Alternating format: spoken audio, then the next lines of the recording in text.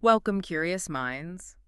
Today we're embarking on quite a deep dive, an extraordinary journey. That's right. We're talking about a simple shepherd, his quest for, well, a hidden treasure, but also finding profound wisdom, sort of hidden in the language of the universe itself. Hmm. Our mission today, let's really try to pull out these surprising facts, the insights from this amazing story, see how we can maybe turn it into something practical for, for your own life. Indeed. We're not just retelling a story here. We're really delving into this young man's path.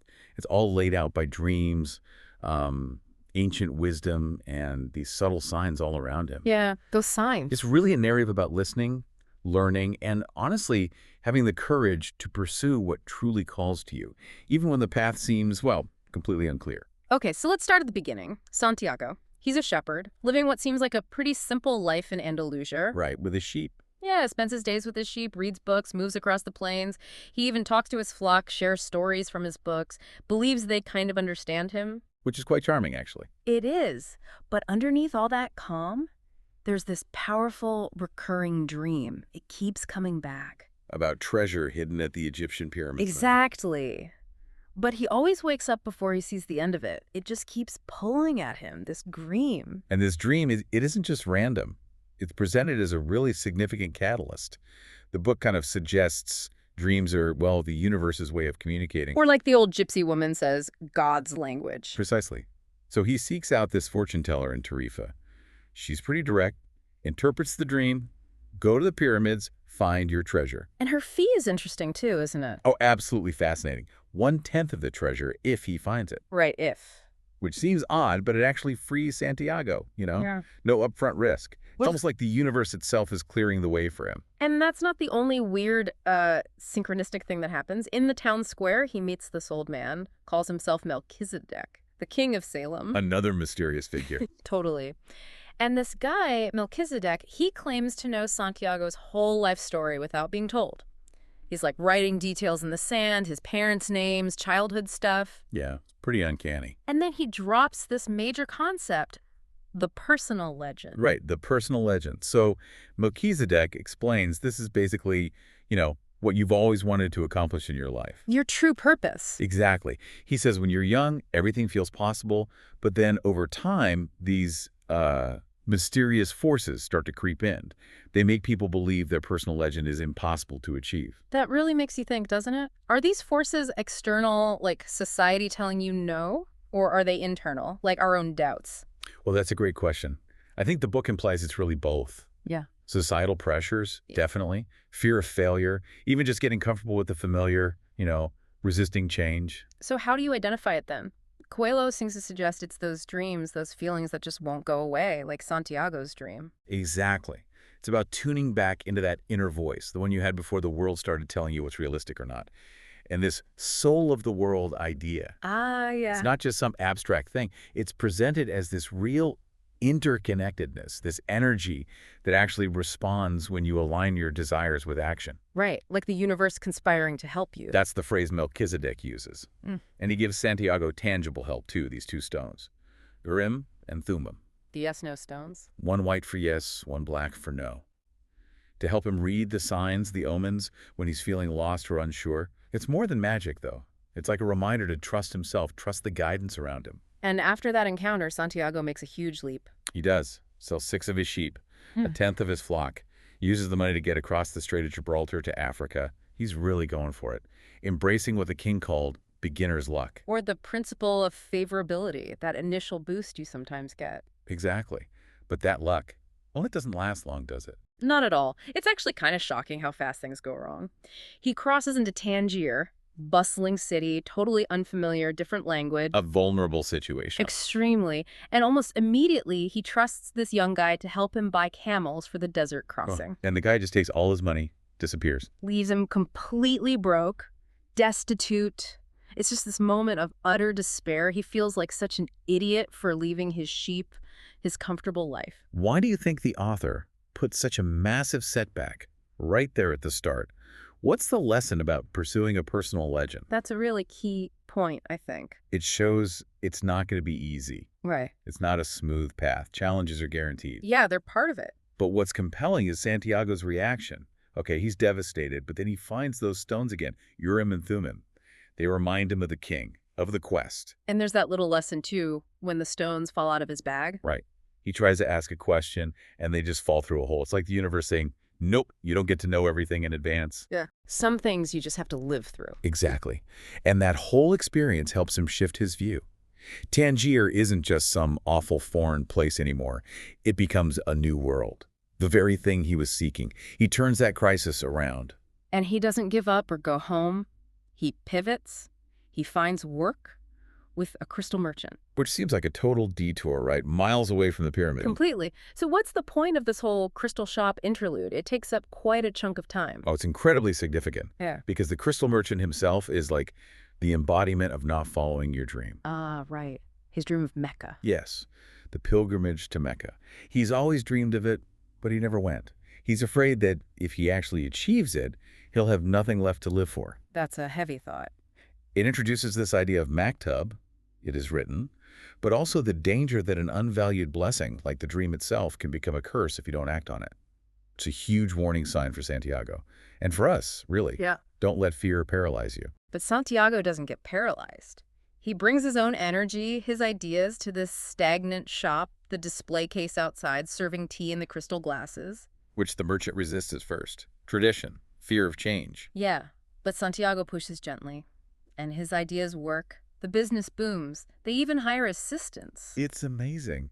And after almost a year, Santiago has earned enough money to buy double the sheep he started with. He's learned so much, too. A new language, business skills, and this language without words. Yes, that's so important. That language of enthusiasm, connection, passion, things that go beyond just talking. It's intuition, isn't it? Understanding through doing, through connecting. Absolutely. And here's the next big decision point. Yeah. He has the money to go back to his old life, even better than before. But he doesn't. No.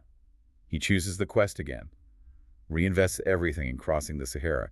He joins a caravan. And on that caravan, he meets the Englishman. Right, the Englishman, Yeah. obsessed with alchemy, searching for a legendary 200-year-old alchemist, Yeah. and the philosopher's stone, the elixir of life. He represents a very different approach, right? Very bookish, academic. Totally. 10 years studying Esperanto, religions, alchemy texts. Believes the secrets are all written down, that the alchemist holds the key. A stark contrast to Santiago's learning by doing. Then there's the camel driver. He introduces this idea that the same hand wrote everyone's story, the world's story. Is that connected to the universal language? I think so, absolutely. It's a core piece. The universal language isn't just like Esperanto or something. It's the intuition, the signs, the coincidences. Synchronicity. Exactly, that feeling of connection. The language without words, it connects everything. When the camel driver talks about the same hand, he's suggesting this cosmic pattern. If you align with it, you lose fear because you realize you're part of something bigger. You're guided. So the journey itself teaches this language. Profoundly. Santiago starts really observing the desert, the silence, the caravan. He realizes everything has a soul and energy. This deepens his awareness right before they reach the oasis. The oasis. A safe haven in the middle of tribal wars. And that's where he meets Fatima. Ah, Fatima. At the well. That connection is instant, powerful. He feels like he understands the universal language of love right there. It's described beautifully. What's really striking about Fatima, though, is her strength. She understands the desert way men leave, men return. True love doesn't hold you back. It supports the personal legend. Exactly. She tells him, go on, pursue your dream. I'll wait. That really flips the script on possessive love, doesn't it? It absolutely does. It reinforces that real connection empowers your purpose. It doesn't trap you. And then Santiago has this vision, watching hawks fight. He's an army attacking the oasis. Which is a huge risk to report, right? Visions aren't exactly standard intel. Huge risk, but he does it. Shows courage. The chiefs are skeptical at first. Until the old chief tells the story of Joseph in Egypt, another dreamer whose visions saved people. Right. Trust the messages of the desert. So they listen. And Santiago's vision proves true. He saves the oasis. He's rewarded with gold, offered a position as counselor. He could stay, be comfortable, have Fatima. But the alchemist shows up. Finally, the mysterious figure with the falcon. And he tests Santiago immediately. Puts a sword to his forehead. Intense. Yeah, testing his courage. He says courage is the most important quality if you want to understand the universal language. Yeah. He confirms Santiago saved lives by speaking up, And agrees to guide him the rest of the way. but with a warning. He says Sadima, the gold, the status. They're great, but they're not the treasure at the pyramids. And he repeats that core idea. True love doesn't stop you from your personal legend, if it does. It wasn't true love to begin with, or it wasn't the love meant to fulfill your destiny. A really crucial distinction. Love should push you forward. Not be an excuse to settle. Exactly. The journey with the alchemist is like Santiago's graduate studies. Huh. He learns to listen to his heart, even when it feels like a traitor, full of fear or longing for comfort. The alchemist says the fear of suffering is worse than the suffering itself. A powerful truth. And that every single moment of searching is an encounter with God, with the divine. It's about embracing the whole process. There's that incredible scene when they get stopped by warriors. Oh, yeah. That's brilliant. The alchemist just casually offers them the elixir of life and the philosopher's stone. Like the ultimate alchemical treasures. And the warriors just laugh. They think it's worthless junk. It's such a stark illustration, isn't it? How often do we fail to see real value when it's right there? Because we don't believe it could be that simple. Or maybe because it's not what we expected treasure to look like. Precisely. We look for complexity, for struggle, and we miss the profound right in front of us. It perfectly sets up Santiago's final, biggest test. Transforming himself into the wind. Yeah, the warriors demand it, or they'll be killed. He has 3 days. He has to talk to the elements. The desert, the wind, the sun. And finally, the hand that wrote all, the ultimate creative force. So, is the hand that wrote all the same as the soul of the world, or is it something more active? That's a good question. I see the hand that wrote all as maybe the ultimate source, the intelligence behind the soul of the world. Santiago connecting with it shows his complete communion, not just with nature, but with the very source code of reality, you could say. Wow. His ability to converse, to ask the wind and sun for help. It's not just talking. It's showing he's achieved total alignment. He is the universal language now. He understands the flow of the cosmos. It's like the ultimate flow state. He's not separate anymore. Exactly. He's participating in creation. And this act, turning into the wind, which the warriors witness, it proves his mastery. The alchemist must have been proud. You bet. He performs one last bit of alchemy at a Coptic monastery laid into gold, gives some to Santiago, some to the monk, keeps some. And tells him one final story. Yeah, about how everyone plays a major role in the history of the world, even if they don't realize it. A nice parting thought. So Santiago finally makes it. The Egyptian pyramids. The place from his dream. After all that journey. He falls to his knees, just overwhelmed with gratitude for the journey, the people, the love, everything. He's weeping. And then the omen appears. The scarab beetle, a symbol of God in Egypt.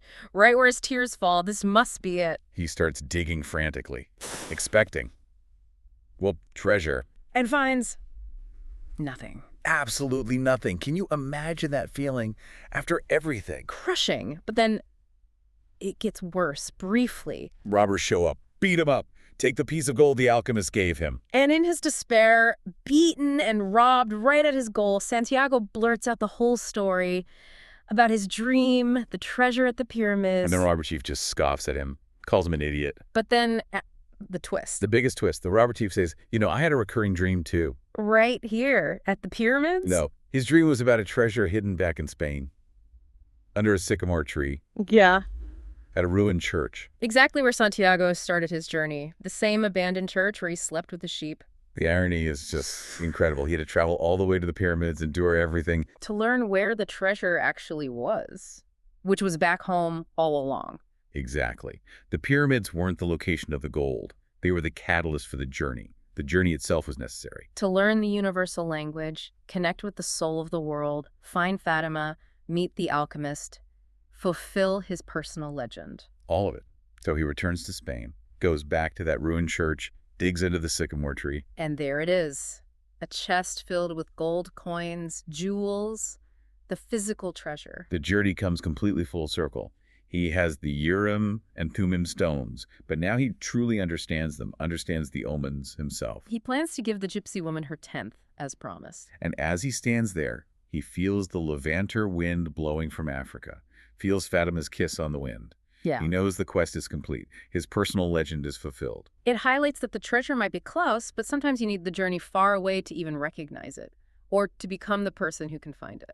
Beautifully put. So what does this whole epic journey mean for you listening right now? Santiago's story is this powerful reminder, isn't it? That the biggest treasures often aren't just at some far-off place. Right. They're found in the journey itself.